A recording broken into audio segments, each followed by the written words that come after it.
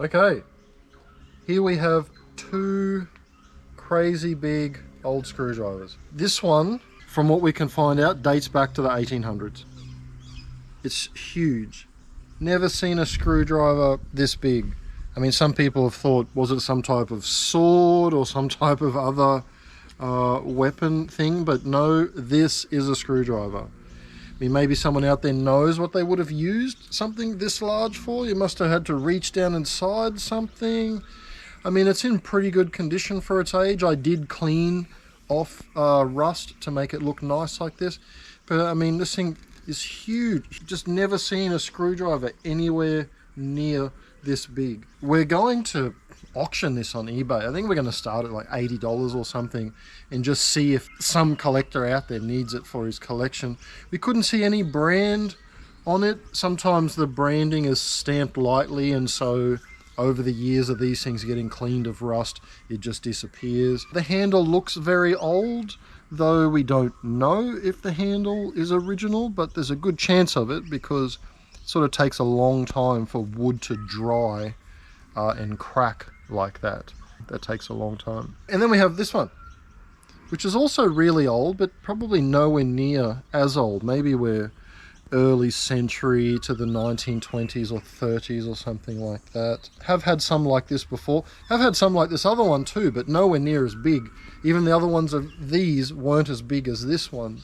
No branding on this one either. We're probably going to try maybe $30, something like that, on eBay and see how it goes. But cool old tools, and we know there is plenty of old tool collectors out there. Someone will want to spruce them up and make them look nice. Moose horns.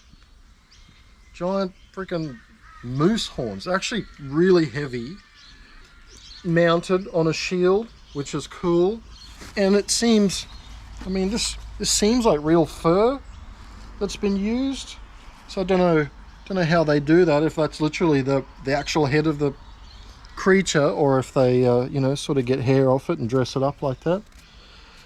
Don't know the value. Now, we've seen bits. There was just one of these horn things online, someone asking $300 for it. Could be worth quite a bit of money. This does have a little bit of damage, like someone's dropped it or dropped something against it at some point, which no doubt affects its value depending how you mount it. Actually, another little bit of damage under there, you can see. But hey, this could be worth, you know, somewhere between $300 and $500. Now, I do have a second smaller set. So, second set, still quite large, really, compared to, we get kind of the deer horns. And I mean, I have had huge buffalo horns before. Had a set of buffalo horns, water buffalo. They're about 1.7 meters wide. That was huge, really, when you think about it. It was just massive. Now, this one, it's like some type of fake fur that they've put on there. I imagine this is still going to be worth, you know, maybe a couple $100.